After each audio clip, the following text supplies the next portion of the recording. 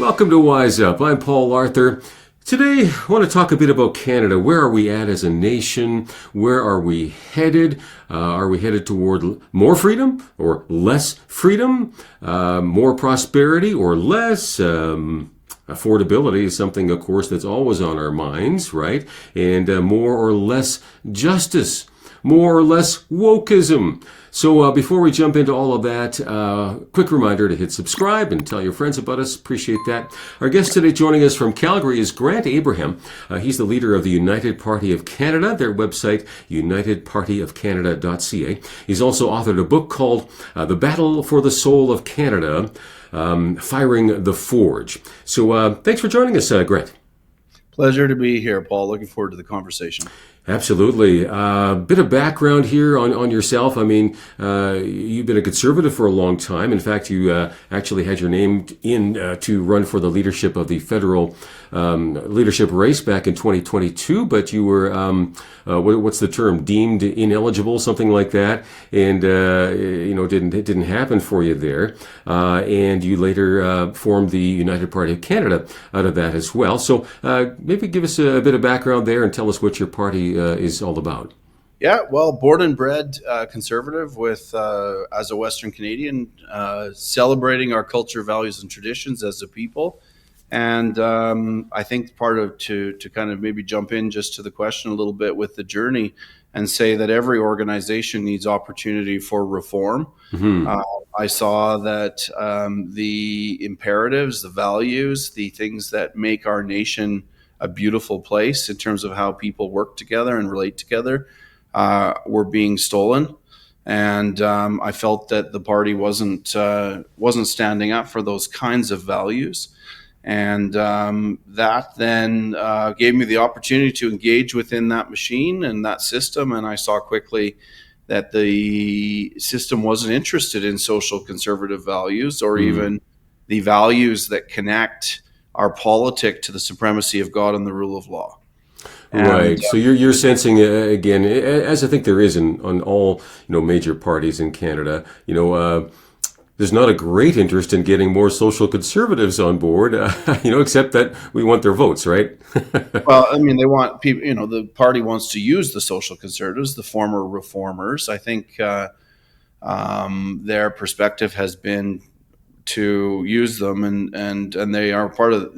They're some of the biggest givers, some of the biggest volunteers. Yep. But when it actually comes to the value system, they kind of want to keep that quiet. And actually, I think what our nation has forgotten is that it's those values culturally as Canadians that has made our culture, values, and traditions amazing, even if you don't want to recognize the God of Abraham, Isaac, and Jacob. And I'll say to Canadians as I speak across the country, I'll say, we must remember that there is a connection between what made us as a people, our culture, values, and traditions, and the supremacy of God and the rule of law. And the best thing that I like about the God of Abraham and Isaac and Jacob is that he gives us the right to freely reject him.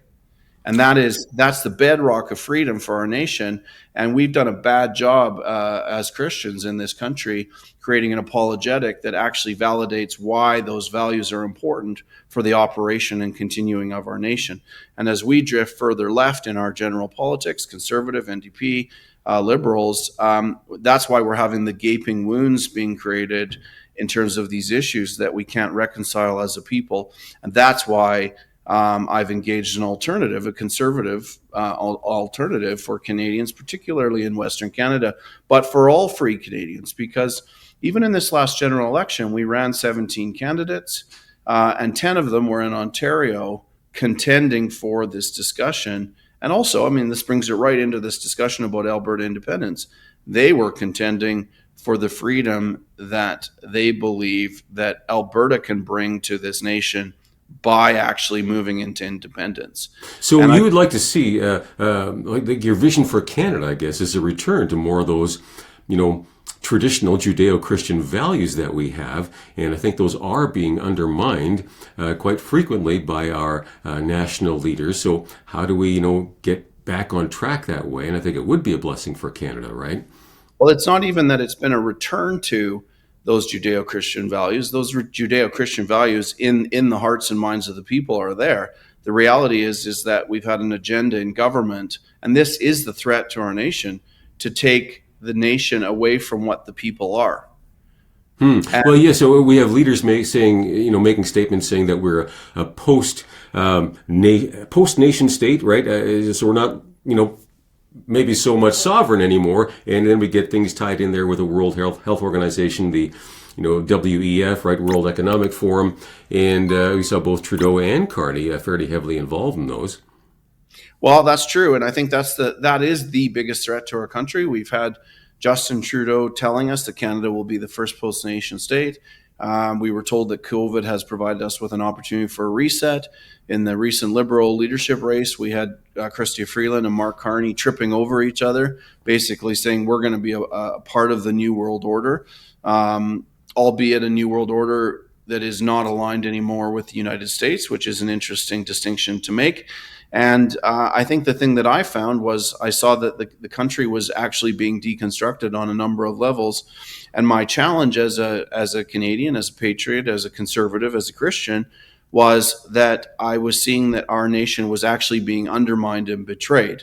And my problem was, as just an everyday guy, was that the questions that should have been asked and should still be asked are consistently omitted to be asked. So when I ask Canadians rhetorically, I ask you, Paul, when did you ever hear a conservative leader challenging a liberal prime minister? Can you tell us what the New World Order means for everyday Canadians? Can you tell us what a reset means? Can you please tell us what post-nationalism means? And when I start to expand and explain what these phenomena are, people start to say, hey, this is why our country's under attack, and this is why things are actually breaking down. And it's actually a very painful question for a lot of Western Canadians when they think about that, because they begin to see that actually their blue blanket, their comforter called the Conservative Party, is actually omitting to challenge these issues. And that is why, in some ways, this country is being undermined, and why we're getting poorer, why affordability is a problem, why we're falling out of relationship with the Americans, because we won't deal with the value issues, and we're becoming probably, in the Americans' perspective, a threat to continental security. Yeah, that I think is a concern for them, to be honest. And of course, this last election, we saw some things shift. I mean, the focus initially, which had the Conservatives way ahead, was on affordability, right? The economy, these kinds of things, and tough on crime. But Carney managed to switch that to make it all about fear of the Americans and the tariffs. And so, we've got to depend on great big government to fight back against the Americans and protect Canada's sovereignty. And now that the election's over, people are looking at their bank books and, the price of groceries, and they're going, okay, what about this stuff now, right? So, Sure. Fear was used, I think, as a... It was, but ironically, Paul, the Conservative platform did exactly the same thing as the Liberal platform in relation to retaliatory tariffs. Right, yes. That is undeniable. And then the question, if we're going to ask beyond our kind of normal, as when I was in, following politics and just as, trying to pay bills as a 25-year-old or 35-year-olds with kids, you kind of give 10 minutes of thought and you vote blue because that's what you do, right? But when you actually break down that discussion that Trump had with Canada, he was asking us and telling us that we're going to implement tariffs unless you deal with human trafficking and fentanyl production. And what we saw the Conservative Party and leader do is say we're going to implement retaliatory tariffs. When we actually break that down a little bit further, you see that what they actually chose to do was not protect Canadian pocketbooks or Canadian businesses, but organized crime. That wasn't confronting organized crime.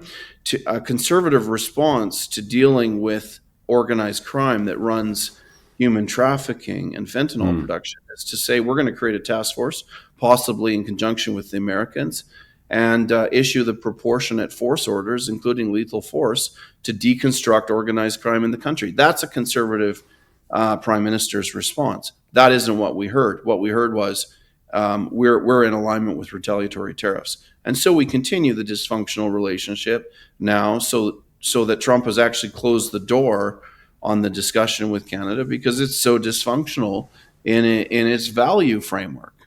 And until Well, we yeah, it'll be interesting to see what happens there because, I mean, ultimately we do have to realize and humble ourselves in one sense as Canadians that, yeah, we're competing against our southern neighbor here, the largest economy in the world.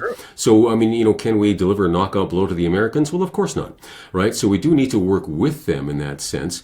And, it is what it is, and Trump is who he is. He's very unpredictable. So let's do our best to work with them, I think, for the good of the economy. and work with them. And I haven't talked to a room full of Canadians that are for fentanyl production and Yeah, of course. distribution or human trafficking. Right. So, I mean, at the first point of order is we want to stop seeing kids taken and used in human trafficking for, the production of pornography or sicko adults' sexual satisfaction.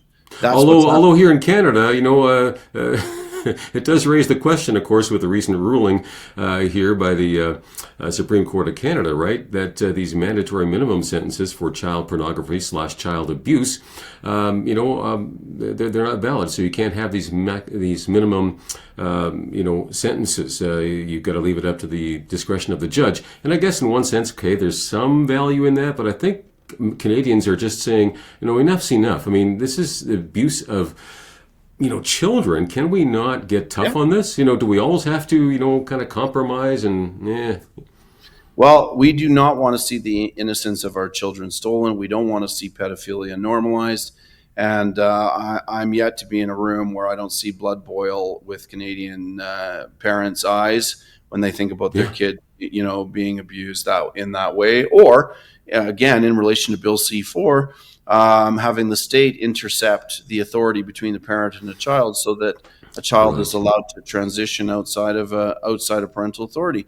And we have to look, if we're going to have a conversation seriously as Christians in this country, we have to look and recognize that Bill C-4, that actually disempowered parents and inserted the government between parents and children, was passed and unanimously supported by the Conservative Party of Canada.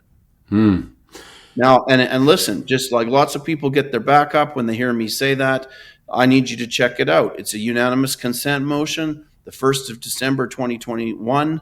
And if any one MP, Conservative MP in that room on that day had said nay to that bill, it would have had to go through all 3 readings. But because it was unanimous consent motion, it was accelerated through the House with no challenge. Now, that's an indictment on us. I was extremely disappointed to see that. So C-4, I mean, this is the anti-conversion therapy bill, right? Correct. Yeah, okay. So, it makes your head go tilt, right? I mean, how do we change that perspective in our conservative political circles? We get our local MPs to actually be accountable to their constituencies and not be muzzled and whipped. I mean, you're in Lethbridge, and I think Rachel Thomas is your MP there. She's in that cadre of people that didn't oppose it. Wow. Okay. And I mean, again, and I like Rachel Thomas. I think she's generally speaking doing a good job. But but it raises questions, doesn't it? Why do we have to go along with the whole party line? And can we not, take a stand here and speak up? Somebody's got to, right? Well, I mean, and I guess the question for Christians too is we understand the parable of the talents, and when are we going to analyze our assets and recognize that our vote is a talent and that we're accountable for that? And we're aligning ourselves with the breakdown in parental authority, the loss of our nation. It's God that sets the nations in place. We believe that righteousness exalts a nation, and these are values that have helped to build the country. I don't apologize for them. We're on a show that is inherently directed towards Christians, so I'll have this conversation. When are we going to be accountable? How long will we be in contempt of what God's agenda is for how people live and function?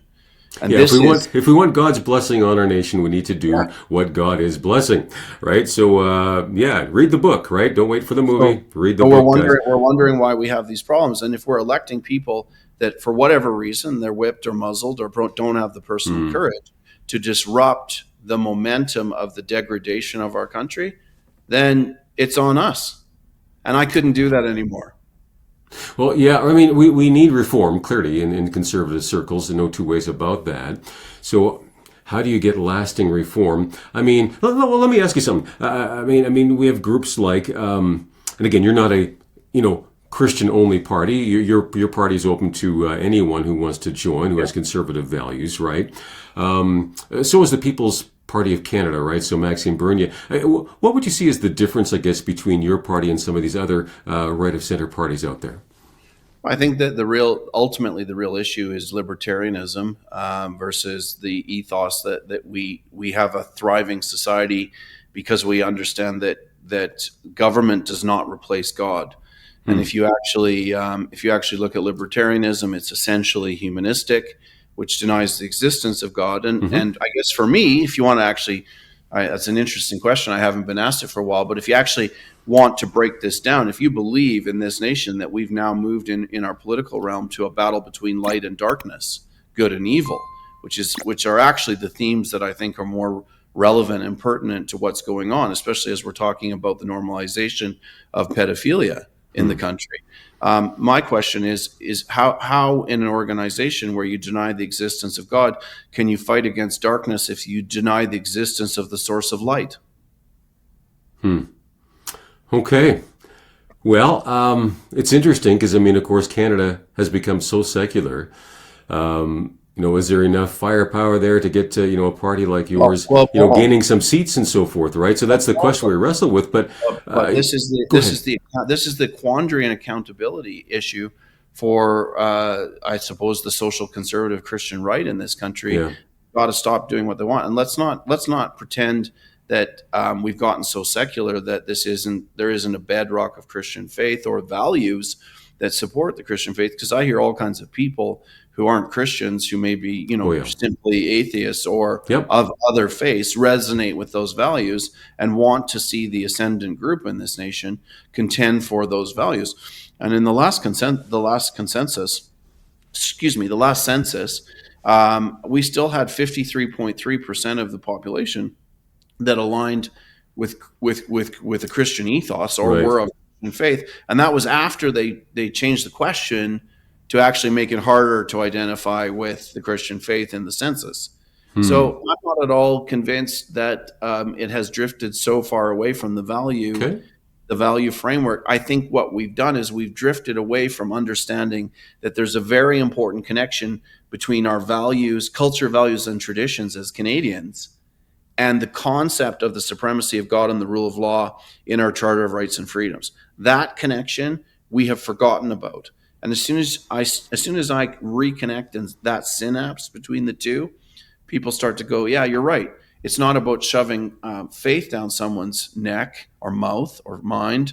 It's actually about recognizing that those values that emanate from the Christian faith are good and they work and they built the greatest civilizations in modern history. I mean, and I used to kind of feel a little bit uncomfortable talking about this in interviews. And then all of a sudden, like 2 years ago or something, Jordan Peterson came out and said, hey, you know what? The Judeo-Christian values are the best thing we have going. I haven't seen anything better. Absolutely. I don't even have to have the conversation anymore.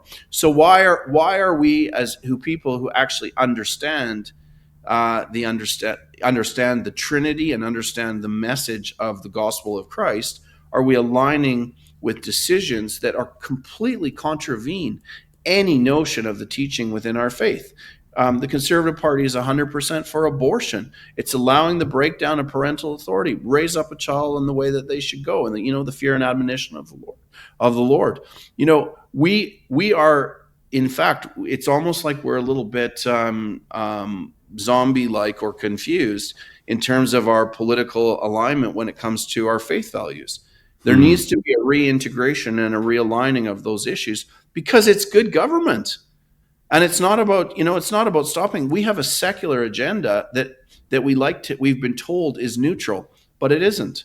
That's why we have pedophiles who are now looking for more porn online because we aren't prepared to stop them. Right? This is the value deterioration, and that's not just bad policy; it's evil. That's wrong. And there are absolute truths, and it's repulsive and repugnant to people. And I've seen it in 10,000 eyes as we've talked about these issues across the country. And I think there's more conversations that we can talk about. I mean, we talked about organized crime. We've now talked about family. We've talked about the normalization of pedophilia or the sexualization of our children. When are we going to have a conversation in this country? It's this exact same matrix in terms of values and the supremacy of God and the rule of law, when we want to have a conversation about the compatibility of militant Islam with Canadian culture, values, and traditions. Yeah, that's an interesting conversation. We could do a whole show on that. Of course, you have to tread carefully there because, again, do I hate people groups? Absolutely not. We're all one race. God loves each people group, what we call races and so far. But you know what? Every nation, every religion doesn't have the same values. There are some values are better than others. I'm sorry, that's just the way it is. When you look if you look at Muslim-only nations around the world and compare it to nations like the U.S., Canada or the U.K., do we have different values? We do. So we have to be selective. And I'm not saying don't let any Muslims in. That's not what I'm saying. But whoever comes in here from whatever culture or religious background they come from, we need to be very specific, I think, in how we sort that out. Do your values align with ours? Do we treat women, kindly and with great respect as equals and so forth, right? Correct. How do we treat people who have different religions? Do we respect them, or do we have a mindset that we need to get rid of these people who see things differently? What kind of freedom do we have? And when those values clash, as we see in many countries around the world, all kinds of bad things happen. So sometimes, you got to put, kids who are causing trouble in a different room, if you will. And I know people are going to read into that, but... Well, Paul, I think that you're absolutely right. I thank you for actually extrapolating on what I'm saying, but I want to just reiterate what I said. I'm talking about the compatibility of militant Islam. I'm not talking about Muslims. Exactly. I have friends in Calgary here that are Muslim. Yep. That is not militant Islam. That is not what's burning our flags. Oh, I've met so many beautiful Muslims, Sure. But again, it's the radical element that you have to sort through. Well, and there is an agenda within Islam that has played out over 1,000 years now, where it becomes ascendant if it's not set in a framework that actually understands its own culture, values, and traditions as a nation. And this is why we have to have compatibility conversations now. Yeah, I think we have to stop apologizing for being, Canadian, for having Judeo-Christian values. And you look back at our nation, and mistakes were made. But you know what? Really, we're going to topple statues of our nation's founders and so forth, and rail on this, rail on that, and it's this whole wokest left thinking here that gets us off track, and we spend billions of dollars on that. We spend billions of dollars on climate change, and at the expense of affordability. And our nation prospering with all the natural resources that we have, that the world wants.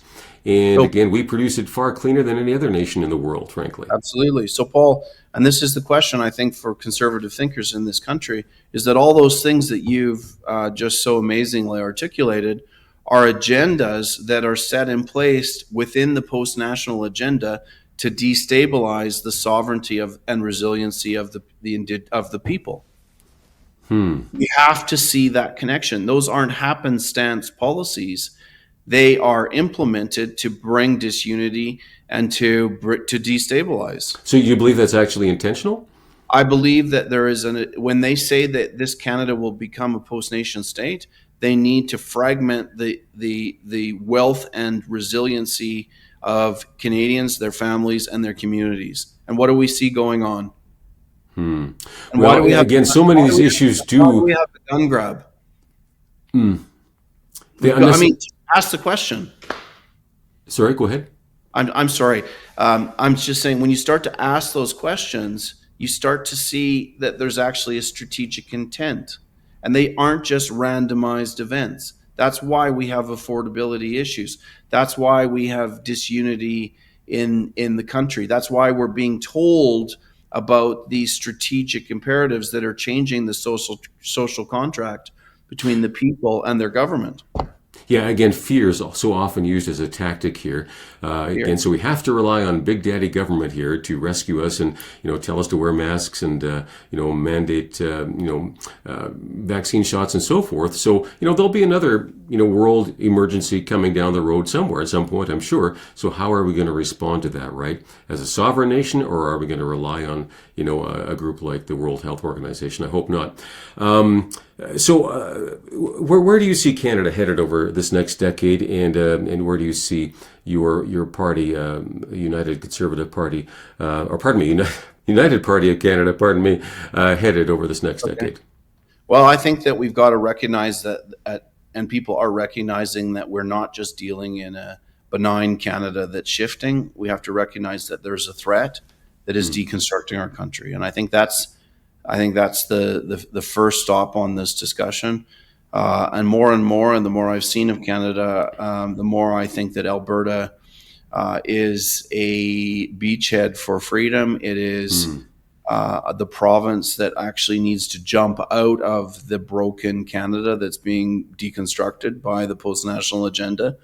And in Alberta leaving Canada, we will actually be the mechanism that will rescue the rest of Canada. And so my vision for that, my personal perspective on that, is that we need to lose the crown. We need to become a constitutional republic. In that constitutional republic, we need to ensure that the laws that we pass can't be undermined by activist judges. Well, that's a whole other topic there. I am up against the clock here, Grant. Fascinating conversation, though. Very interesting. So, Grant, thank you for your time today. And again, I want to encourage people to check out your website, unitedpartyofcanada.ca. And always appreciate your feedback here, Paul at WizeUp.ca. Hit subscribe, tell your friends about us. God bless.